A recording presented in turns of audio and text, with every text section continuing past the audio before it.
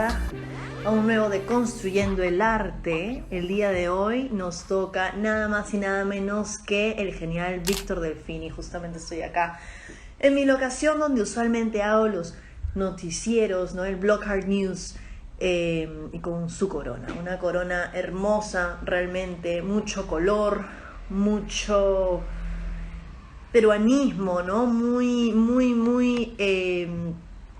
Realmente no tengo tantas palabras para poder describir a Víctor, porque realmente es una persona maravillosa, maravillosa, maravillosa, maravillosa. He aprendido muchísimo del maestro Delfín y pues nada, comentarles que esta es una conversación, este es un episodio más dentro de la temporada número 3 de Deconstruyendo el Arte, pero un episodio muy especial porque tenemos un gran cariño a este genial artista. Así que pónganos en comentarios si es que lo conocen, han escuchado acerca de él, no saben de quién vamos a hablar. Una hora de programa, vamos a revisar valores, tenemos todo un lado del background del artista por parte de Daniel G. Alfonso, curador e historiador de arte, quien ya está justamente conectado. Vamos a mandarle el wave para variar. Y bueno, este es un en vivo de Deconstruyendo el Arte, así que pasen la voz, todo el mundo está bienvenido. Y comentarios, nada más que pueden colocar sus comentarios, preguntas, sugerencias. En la medida de lo posible vamos a poder ir atendiéndolas. ¿Cómo estamos? ¿Cómo está todo? Muy bien. Voy a colocar por acá el comentario. Pin comment. Listo, ya estamos. Ahora sí. ¿Qué tal todo? ¿Qué tal todo? Ayer ha Todo sido muy bien. Feliz por todo el resultado y toda la acogida que ha tenido la exposición de Joseph Beuys 100 años después. Bueno, como todo lo que comienza, termina ya. Ayer fue nuestro último día, donde estuvimos, bueno, con Lescano, haciendo grabados, interactuando también un poco más con el proceso creativo de una pieza. La verdad, ha sido algo que describirlo con palabras creo que es difícil, ¿no? Porque es un sentimiento bastante encontrado, ¿no? Todas las emociones ahí encontradas y todo lo que hemos logrado, ¿no? Todo lo que hemos logrado desde nuestra unión hace 3 años ya, ¿no? volando, volando. O sea que Entonces, el otro día también alguien me preguntó y yo justamente estaba describiendo y decía, sí, no, con Daniel estamos trabajando ya casi 3 años, ¿sí? Todo empezó maquinando, ¿no? Maquinando todo por empezó, mucho, todo maquinando. empezó con aquella exposición Lima, La Habana, Lima, Y con los tostones. y con los tostones rellenos, así es.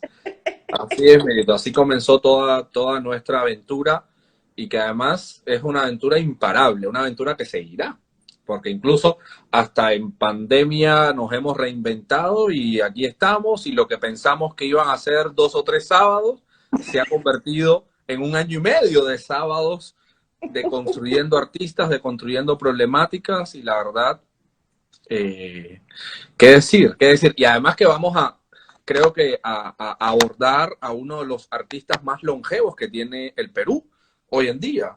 Uno de los artistas que en realidad, claro, a mí me toca la parte de hablar un poco de quién fue Víctor, pero tú conoces a Víctor mejor que yo. Es decir, tengo la suerte, tengo el privilegio de conocerlo, de haber hablado con él, de que él me contara cuando fue a Cuba y todo lo relacionado con Cuba y el arte cubano y el arte peruano y sus contextos, pero en realidad creo que hablar de Víctor, creo que a veces se nos puede hasta escapar de las manos y hay tanto que decir que en realidad encontré una entrevista que le hicieron a Víctor y creo que a partir de esa entrevista, con 3 preguntas que le hacen, creo que podemos y yo puedo en 20 o 30 minutos hablar un poco sobre él. ¿No? Es lo que, porque en realidad hay tantas fechas, tantos momentos, tanto que él ha hecho que es complejo, que es muy difícil. Yo creo que sí, y como creo que lo habíamos planteado, un solo episodio realmente no basta. Entonces, lo que queremos hacer, y yo sé que ahorita hay poca gente conectándose todavía, pero bueno, vienen más, es que vamos a hacer un episodio típico de hoy día, exactamente, que va a ser acá desde nuestros hogares, ¿no? En Lima, Perú, donde estamos ahorita. Pero queremos hacer la segunda parte con algunos de los participantes, porque se pueden ganar una visita guiada a la casa taller que queda justamente en Barranco. No prometemos la posibilidad de conocerlo a él puntualmente, porque él tiene horarios establecidos, pero podemos hacer eso. Entonces, todos los que estén conectándose ahorita mismo, pasen la voz igualmente, porque al cierre de este en vivo, quienes vayan a compartir el en vivo y etiquetándonos, Local Perú y Daniel G. Alfonso, van a entrar al sorteo para poder ganarse una visita guiada en la casa taller, así, con Daniel conmigo todavía. Y ahí vamos a hacer una construcción parte 2, con uno de nuestros seguidores, uno de ustedes más un acompañante, pueden ganarse esta genial visita guiada. Así que, ¿qué otro programa de arte te va a ofrecer una visita guiada a la casa taller del artista? Que yo sepa, ninguno. Ni aquí Así ni la... y además un programa orgánico, dinámico y que no es nada de memoria. Aquí no nos aprendemos nada de memoria, sino que todo fluye, que eso es lo más importante y que siempre tenemos en cuenta a nuestro público, a nuestros radioescuchas. Vamos preparándonos para los radioescuchas. Sí, deberíamos prepararnos para, bueno, un saludo para todos. Ignacio recibió su obra ayer, ¿no? Ignacio, claro, la de Boy, sí, se la llevó. Ya, su libro también. Qué bueno, qué bueno. Ya una tenemos sola que... vez, dice Gustavo Guaya, una sola vez no es suficiente. Ah, él ha ido ya. Visitar su taller fue una de mis grandes experiencias. El taller de ese maestro, o sea, literalmente es una obra de arte. Literal. 4 pisos sobre el acantilado, una cosa de locos. Así que ya saben, están avisados. A la mitad del programa vamos a volver a hacer el recordatorio con todas las personas que estén participando del en vivo y al cierre también. Y bueno, y de ahí al cierre también tenemos acá algo más por quienes no pudieron, no lograron ir a la exposición, pero bueno, acá tengo unos libros para poder... Ya, así es, así mismo. Empezamos contigo, mi Dani.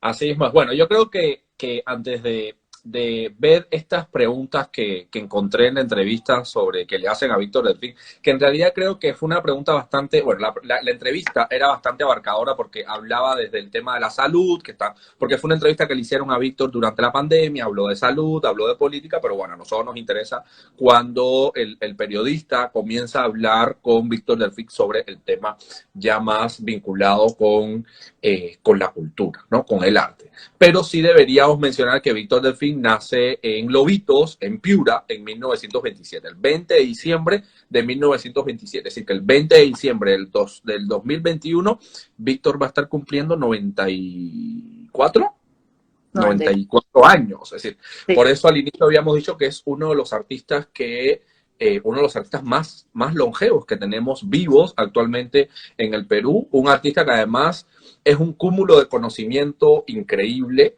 Es un artista que además, como todo artista de provincia, cuando se traslada a Lima a los 19 años, llega a Lima a estudiar a la Escuela de Arte, a la Escuela de Bellas Artes de Lima, un artista que tuvo que buscar y buscar determinadas alternativas para poder costearse, ¿no? Para poder costear sus estudios que en un momento determinado tuvo que interrumpir, gracias a su buen rendimiento, porque además Víctor Delfín lo es ahora y lo fue desde sus inicios, fue un hombre bastante consciente y consistente con lo que estaba haciendo y con los estudios, tenía un buen rendimiento, es decir, era un artista con un rendimiento que además le permitió tener acceso y que la misma escuela durante un año le estuvo pagando los gastos escolares durante un propio año. Trabajó como ayudante en la construcción, que además, cuando yo lo conocí, te lo dice con una naturalidad donde no hay ninguna vergüenza de haber trabajado en la construcción, y él lo dice, trabajé en la construcción para poder pagarme mis estudios y para poder pagar mi sobrevivencia en la ciudad de Lima. Sus padres se habían quedado en provincia, tiene 8 hermanos, si no me equivoco, Brenda, son como 8 hermanos, son 7 hombres y una hermana mujer, que incluso él cuenta de que su hermana también cumplía la función de madre también al mismo tiempo. Y vamos a ver cómo cuando Víctor en este periodo de formación termina su tercer año en la Escuela de Arte de Lima, conoce a Alejandro González Trujillo, que es un artista también que firma sus obras bajo el seudónimo de Apurímac, pero con K al final. Y Alejandro González Trujillo le encarga a Víctor Delfín, le encarga que hiciera la curaduría de la exposición anual de la Escuela de Artes, que eso también comenzó Víctor ya a interesarse un poco más por el tema de organizar muestras y de aglutinar a determinados artistas, no solamente limeños, sino también de otras partes del Perú. Factores económicos, crisis económicas que vivió el maestro, crisis económica que tuvo que interrumpir sus estudios, interrumpe sus estudios en la Escuela de Arte y decide trasladarse a Tingo María. Se va hacia Tingo María y ahí decide dedicarse y explorar la agricultura y comenzar a adentrarse en la selva peruana. Eso también es un punto importante, no solamente en la vida del maestro, sino también en la vida artística y creativa de Víctor Delfín. Vamos a ver cómo, obviamente, Víctor no quiere abandonar sus estudios artísticos y en la década del 50, específicamente en 1956, retoma nuevamente los estudios que había abandonado años anteriores. Recordemos que después de su tercer año, él cursó primero, segundo y tercer año electivo en la Escuela de Arte de Lima, y después en el 56 regresa para culminar sus estudios, egresando de la Escuela de Arte de Lima en 1958. Un año antes, en el 57, Víctor participa en un concurso con una obra que se llama Homenaje al obrero de construcción civil. Y si se dan cuenta, el título está relacionado con su proceso, donde él trabajó como constructor, donde él trabajó en el área de la construcción. Entonces vemos como un artista le está haciendo un homenaje a una especie de alter ego que él fue en algún momento de su vida para poder costearse sus estudios. Y con esa obra obtiene el premio municipal de pintura Ignacio Merino, ¿no? Que fue un artista importante también dentro de la tradición del siglo XIX en Perú.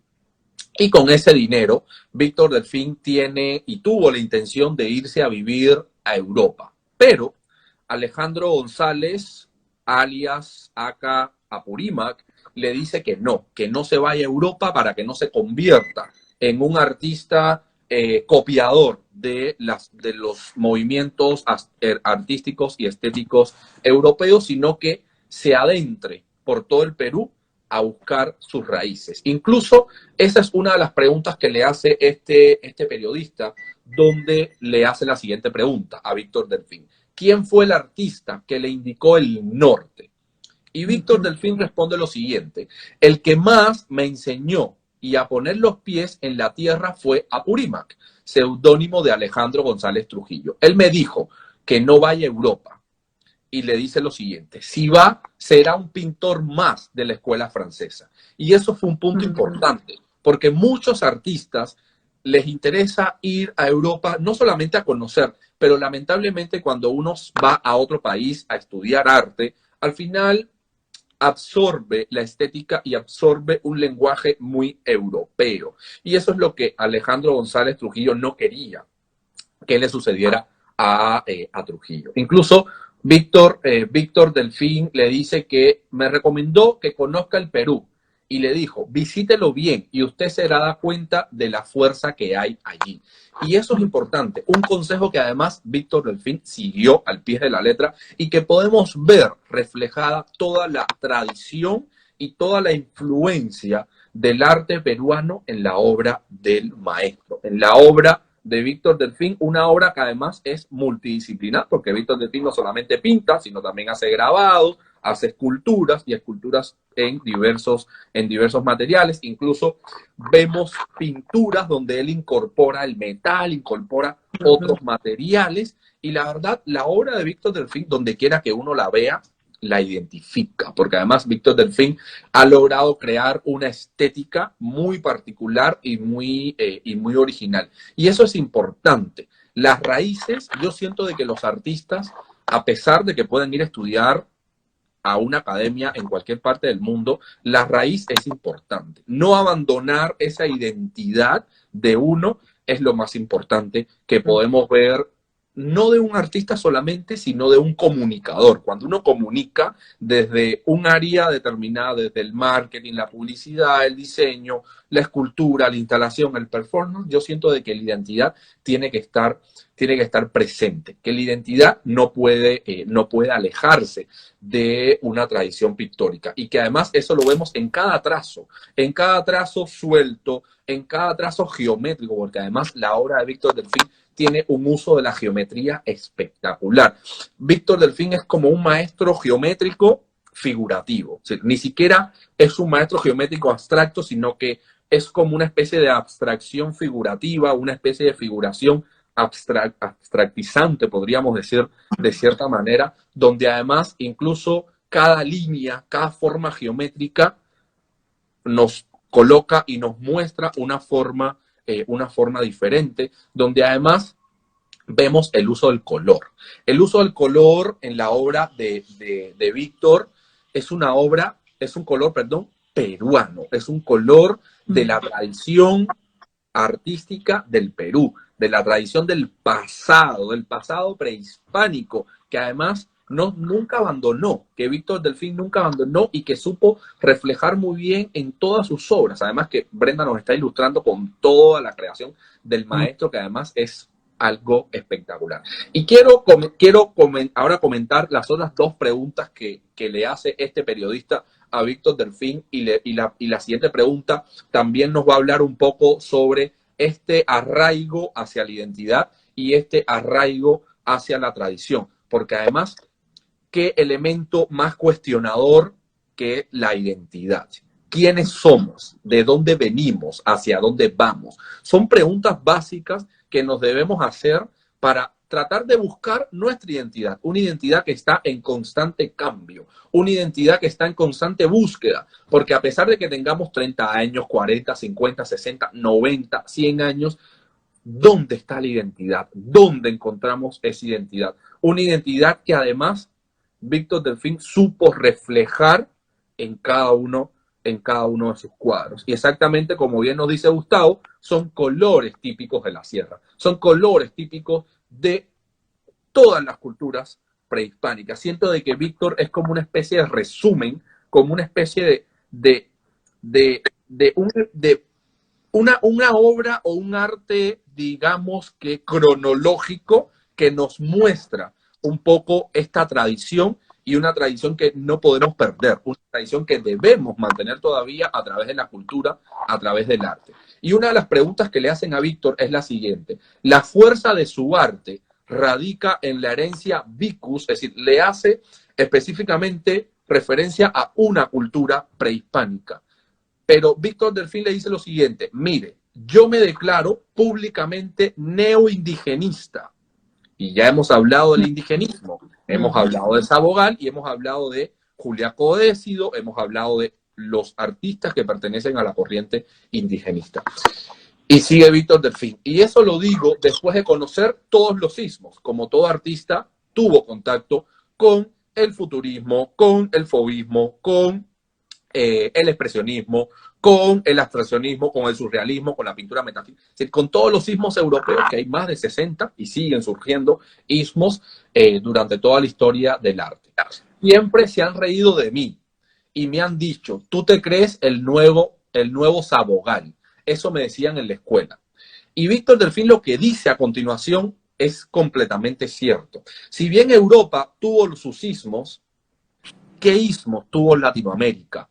¿Qué ismos vamos a tener en el arte latinoamericano? Y Víctor dice lo siguiente: el único ismo que ha existido en el Perú y que ha respetado es el istmo de Sabogal, que vendría siendo el indigenismo. Si bien Europa tuvo toda una corriente de istmos importante, el único istmo importante, nacional, creado y desarrollado en el Perú es el indigenismo. Por lo tanto, Víctor se siente como un deudor de una corriente local, de una corriente que muestra parte de la identidad. No podemos olvidar de que somos culturas colonizadas, que en su momento teníamos ese pensamiento de los colonizados, de los vencidos, y ese sentir de ser vencido. ¿Por qué?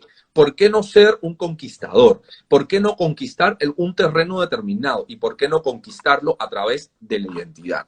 Y yo siento que lo que hizo Sabogal, lo que hizo la revista Amauta en el Perú, fue importante. Porque además fue una revista que comenzó recogiendo ciertos rasgos identitarios, no solamente en el ámbito pictórico, sino la música, la literatura, la arquitectura. O sea, cómo ya el artista, el creador peruano comienza a mirar y comienza a tener una mirada nacional. ¿Por qué mirar a Europa? ¿Por qué copiar los modelos europeos? Como lo hicieron los artistas del virreinato, como hicieron los artistas de la academia, que copiaban los modelos parisinos, copiaban el impresionismo francés. Tú ves, uno observa la obra de Ignacio Merino, que fue un importante impresionista, fue un importante académico peruano, pero que tú ves la obra de Merino y es una obra completamente impresionista, es una obra completamente influenciada por la academia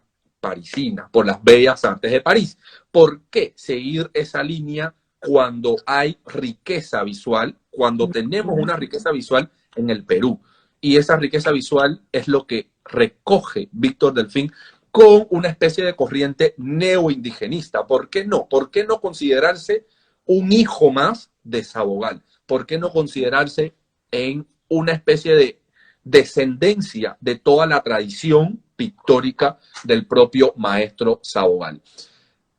Él continúa diciendo que después ha venido toda la avalancha de Europa y se ha optado por dejar el caballete para ser instalado. Eso es importante también.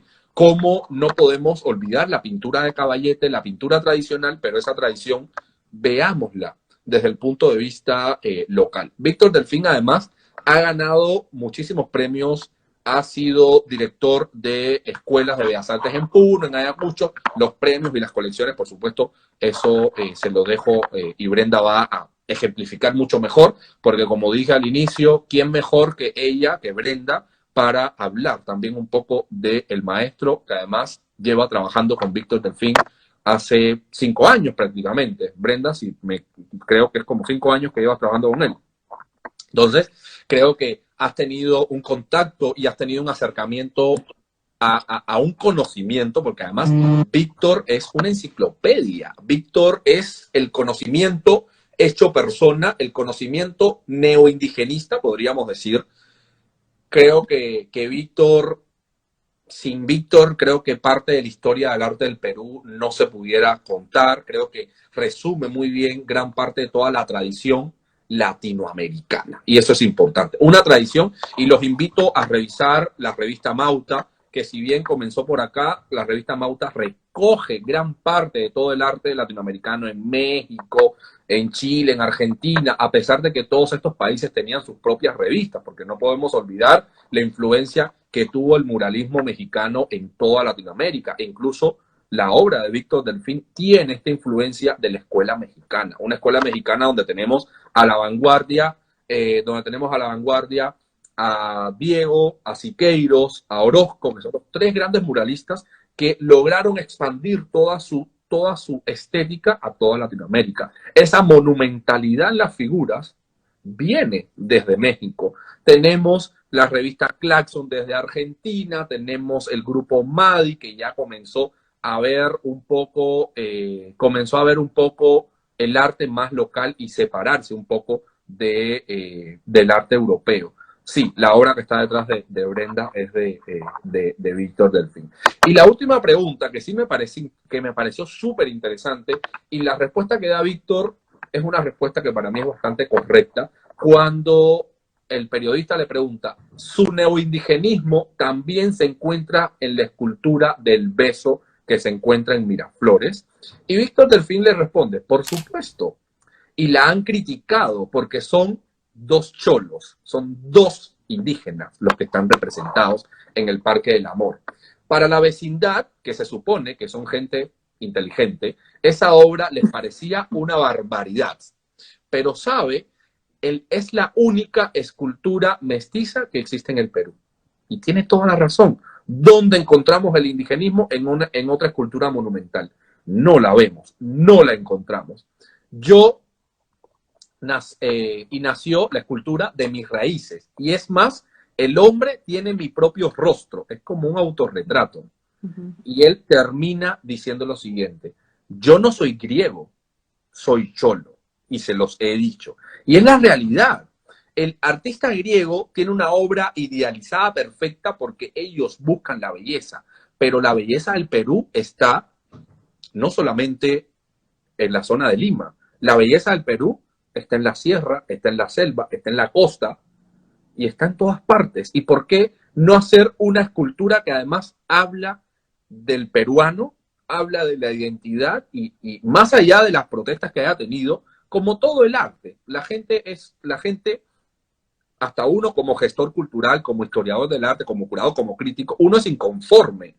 Somos seres, el ser humano es inconforme de naturaleza y al inicio nos cuesta trabajo aceptar la mirada del otro, y en este caso la mirada no es una mirada europea, es una mirada interna, es una mirada desde las zonas más recónditas de un país multicultural, multiétnico, multiartístico, multicolor y todos los multis que uno le quiera añadir. Entonces, una obra que además está ahí, estará presente de por vida y que además es una pieza, creo que es referente para la ciudad de Lima. Creo que uno viene a Lima y lo primero que hace es a qué lugares puedo ir, y cualquier persona lo primero que te dice, ve al Parque del Amor para que veas la escultura del amor de Víctor Delfín. Y ya después puedes ver otros monumentos u otros espacios. Entonces yo creo que en realidad, creo que nos quedamos cortos de tiempo para hablar de un maestro, porque para hablar de los maestros se necesita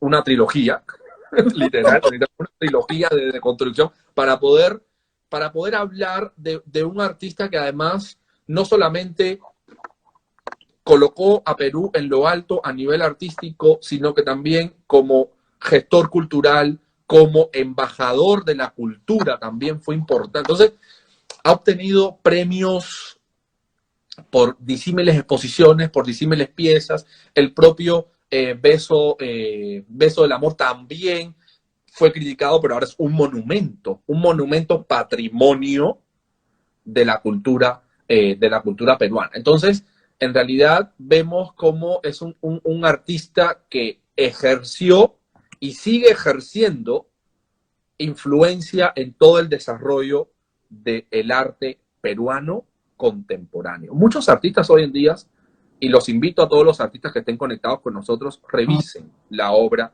de Víctor Delfín.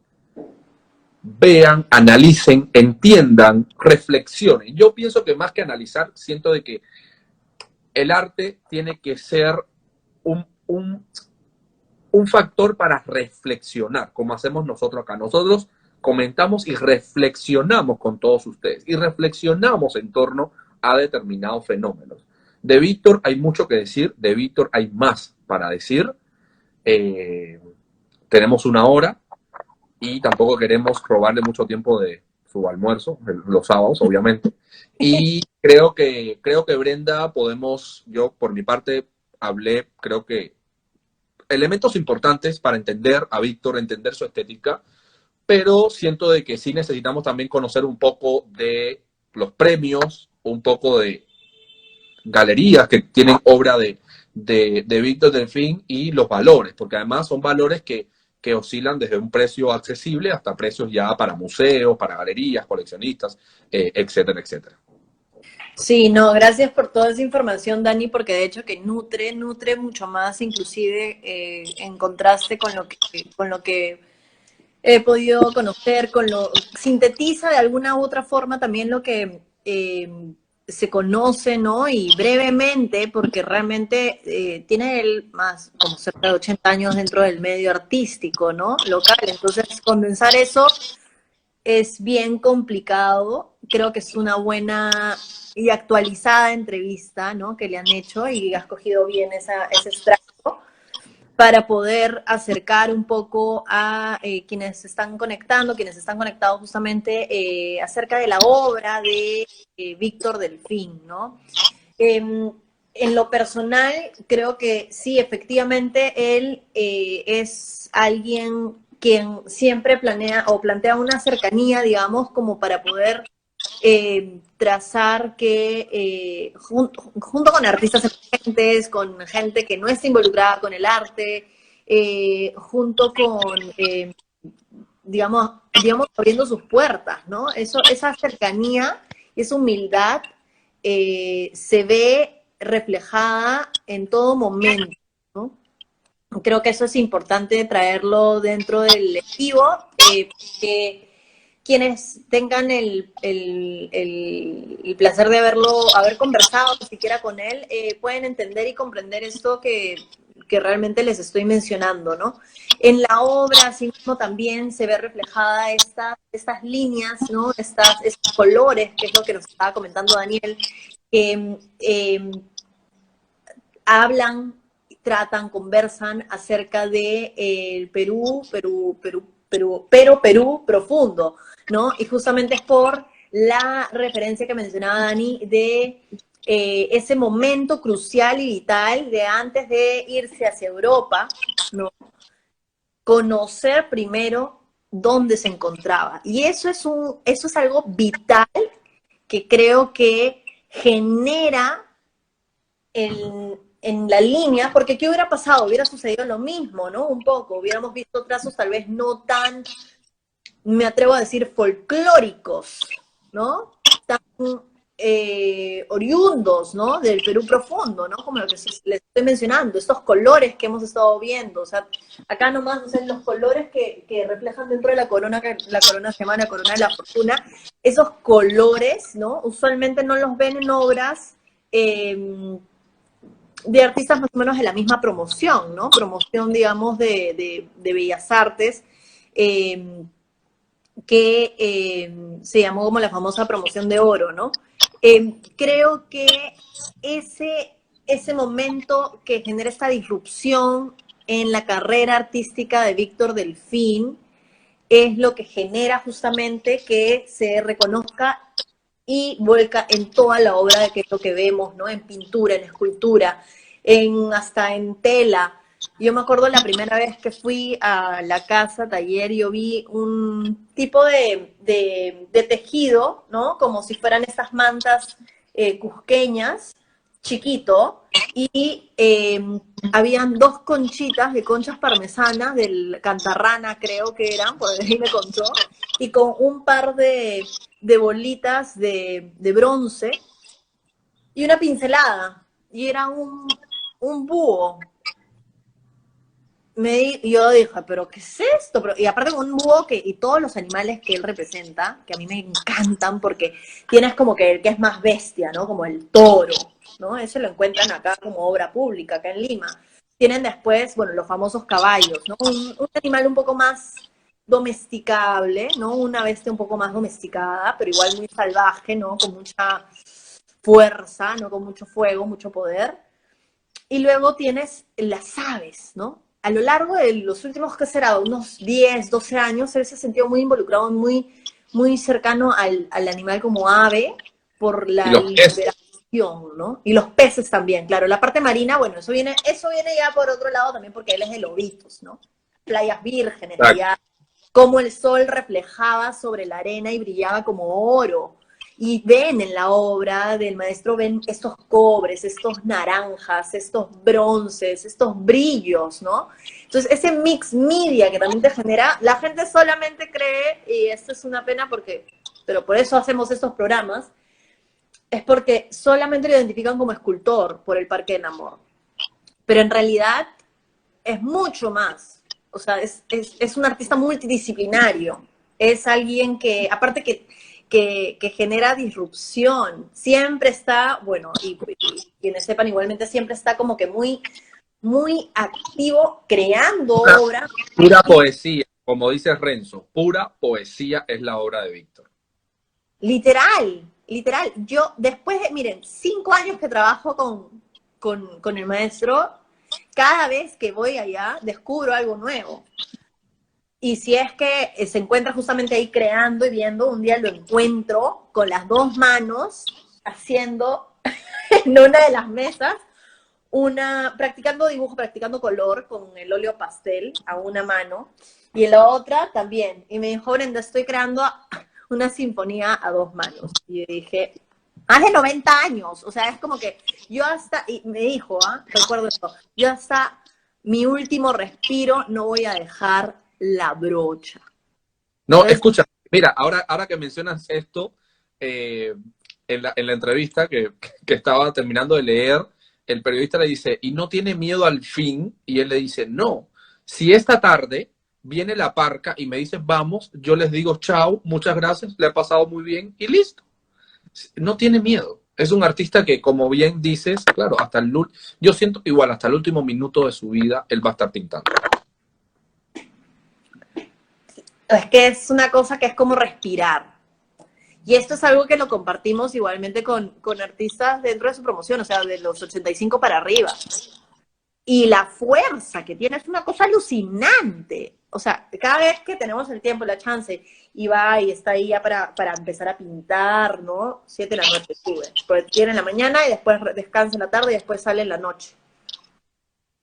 Y claro, y es una cuestión, o sea, no estoy hablando ahorita nada de la parte comercial, ¿ya? Pero por eso queremos hacerlo en 2 episodios, pero no quiero cortar todo esto que es algo tan personal y quiero acercarles esa apreciación, que tengo ese contacto con él para que ustedes puedan comprender más allá de lo que se dice o lo que se lee o lo que hayan visto, sino que es realmente alguien que ha influenciado mucho, mucho, mucho desde un lado de la democratización y la descentralización de las artes, que es justamente el primer pilar, ¿no? Con el que manejamos la plataforma.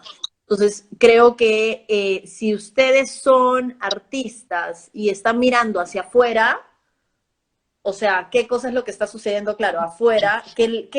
¿Cuáles son sus referentes? No busquen afuera, miren adentro.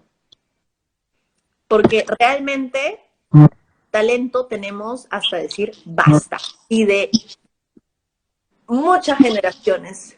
Entonces, yo creo que es muy importante, como bien decía Daniel, el que busquen obra de Delfín y vean cómo por el tiempo ha ido también transformando su obra, evolucionando, revisando, ¿no? Hacia adentro. Si él no hubiera vivido como local en Tingo María, porque vivió, me parece, casi por un año, creo que eso le abrió también una perspectiva mucho más hacia lo verde, ¿no? Hacia la selva, hacia la naturaleza, de una forma distinta que la naturaleza y el contacto con la sierra, ¿no? Y otro tema, con la costa. Entonces, cuando he llevado coleccionistas y inclusive extranjeros que han venido de visita, han dicho, lo han catalogado como el Picasso andino. Y yo realmente no le encuentro otra forma de explicar también esos trazos que genera y esa fuerza que genera con la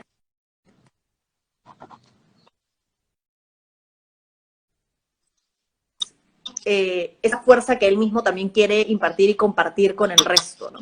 Los caballos con esta actitud, ¿no? La musculatura de los caballos también es alucinante, la tiene tal cual, ¿por qué? Porque su hermano trabajaba en una hacienda, cuando era niño aprendió a cabalgar, o sea, se tiene mapeadísimo y escaneado toda la musculatura del caballo. He conocido gente que hace equitación y dicen, pero esto es impresionante, le ha copiado tal cual, donde se encuentra tal el nombre músculo, yo ni idea cuál será ese músculo precisamente, pero dice tal cual, tal cual. Y les refiero, ¿no? Porque esto viene justamente por conocimiento, no es porque simplemente vi una figura ni nada, no. Ahora, vamos a ir un poquito y adentrándonos brevemente hacia la parte de obras. Vámonos hacia esculturas. Esculturas de formato chico, mediano y grande, porque hay hasta caballos de escala así. Natural. ¿No?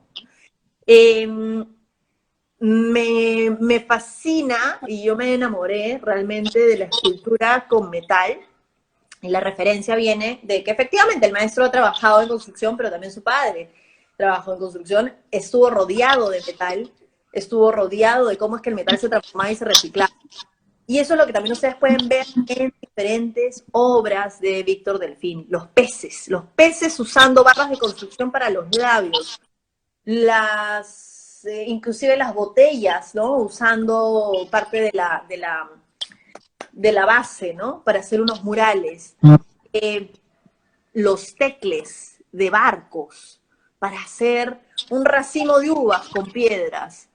Está ahí, ¿no? Y regresando al ejemplo del búho que les mencionaba, es que yo, como diría Robert, flipé, como diría un español, flipé, cuando vi ese búho, porque tenía una actitud súper, súper, súper como presente, y era una tela, les repito, una tela así de este tamaño, las conchitas de la parmesana de Cantarrana, unas piedritas bañadas en bronce y una pincelada, pa, pa, y había hecho de esta forma, como que se había arrugado un poco el tejido.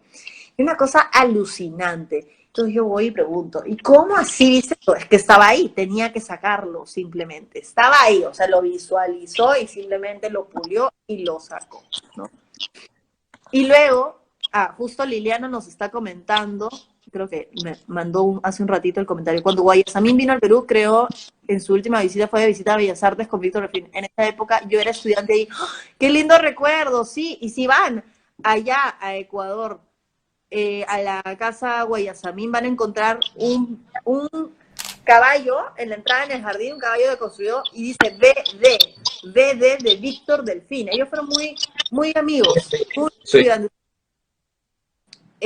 Entonces, escultura en metal puede oscilar desde lo que no sea merchandising, ¿no? Porque acuérdense que estamos hablando igual de un artista que es democratizador, descentralizador, igualmente tiene una línea de merchandising, pero lo que no es merchandising empieza desde $1,500 y puede ir hasta los cerca de $100,000, ¿no? Ya hablamos de caballos o de leones que han sido expuestos o serie completa, han sido colocados en colecciones, ¿no? $1,500 los peces, hay algunos peces, ¿no? Sobre todo los de hierro, son todos los que son plateados, porque también hay algunos que son combinados, hierro con bronce, ¿no? Hay otros que son solo bronce, esos pueden estar un poquito más, pero más o menos esa es la figura, desde los más pequeños, los peces, a partir de $1,500, y luego vienen ya los formatos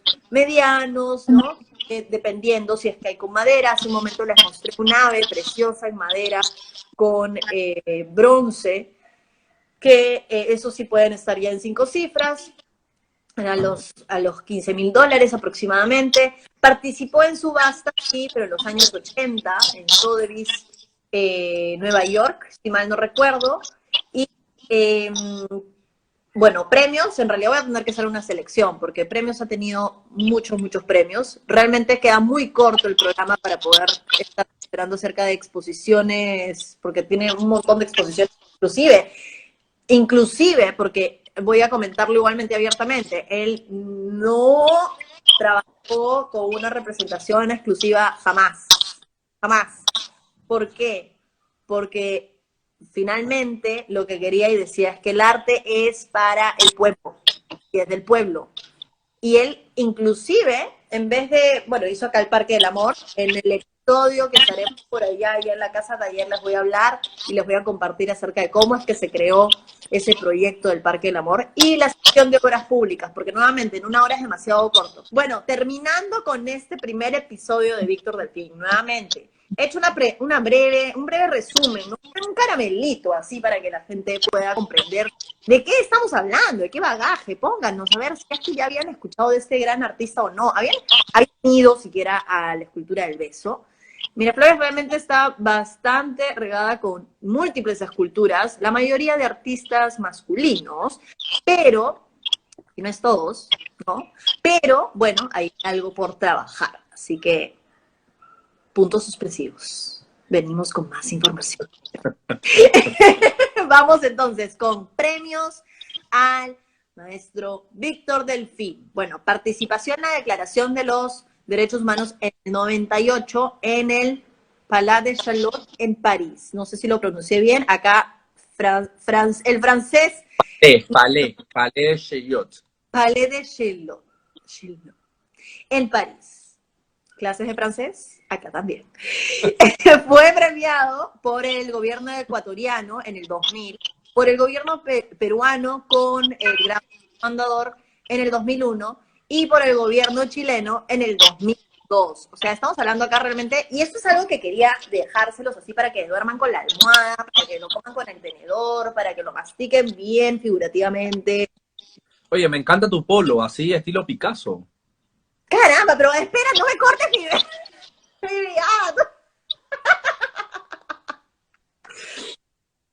para que mastiquen con el tenedor, para que no sueñen con la almohada, para que no piensen bien. Es que cada uno de los artistas, gestores, curadores, intermediarios, todos aquellos que estén justamente involucrados en las artes, en este caso estamos hablando de artes plásticas, ¿no? Pero bueno, yo creo que es artes en general, música, tienen una gran responsabilidad. ¿Cuál es? Ser embajadores. No dejar de mencionar y de pensar que estás representando a tu país.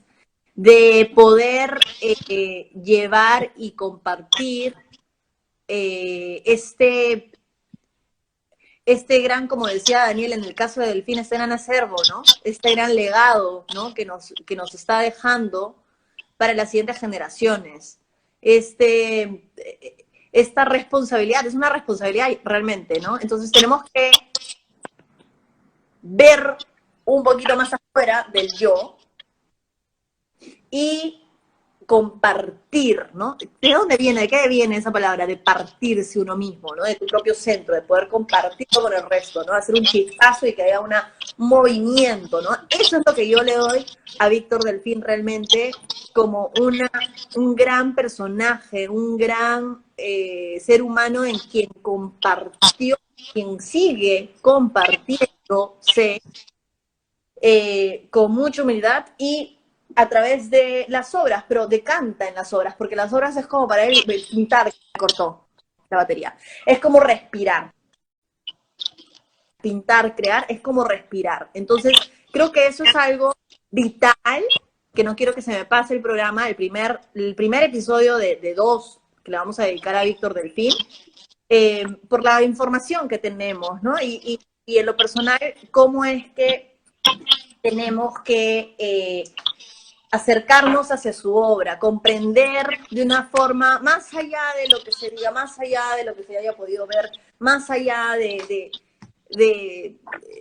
superficialidades, digamos, ¿no? O contextos que generen polarizaciones, etcétera. No quiero ligarlo a eso y creo que por eso no hemos tocado ese tema. Sí lo conversa mucho en cierta línea de la obra, no en su totalidad, pero creo que es bueno hacer una introducción de ese maestro con la peruanidad, el neoindigenismo, ¿no? Que mencionaba Daniel, justamente como él se identifica, y repetir nuevamente cómo es que lo identifica desde una mirada de afuera, el público turista extranjero. No me voy a cansar de repetirlo, y lo identifican como un Picasso andino, ¿no? Esto es una mirada muy norteamericana, ¿no? Me encantó cuando lo escuché y efectivamente sí creo que le hace justicia por un tema hay una obra específicamente hecha en madera que creo que podría y tranquilamente se podría tratar como cuando hizo el Guernica Picasso y cuando fueron a preguntarle, ¿y esto quién lo ha hecho? Ustedes. Un poco así, ¿no? Y de ahí seguramente después lo voy a ponchar y lo voy a compartir. Pero nada, mencionarles y recordarles nuevamente, este es el primero de 2 episodios dedicados a Víctor Delfín, el que creo que va a marcar ya un breve cierre a la tercera temporada de Edición Perú, que hemos ido, pero así de lleno, nos hemos mandado, pero así de lleno, pero ya viene la edición cubana. Así que amárrense, porque ahí sí Daniel va a estar, pero en toda la suya, con sabor y azúcar.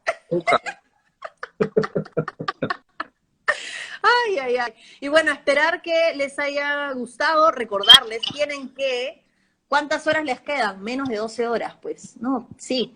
Tienen que compartir este en vivo, etiquetarnos, pero así ya, ipso facto, ni siquiera dejen el tenedor, suelten el tenedor y etiquétenos y así van a poder participar de ese sorteo de la visita guiada que van a tener junto con Daniel G. Alfonso desde La Habana, Cuba, junto con Brenda Lucía Ortiz Clark desde acá, Lima, Perú, desde Lima.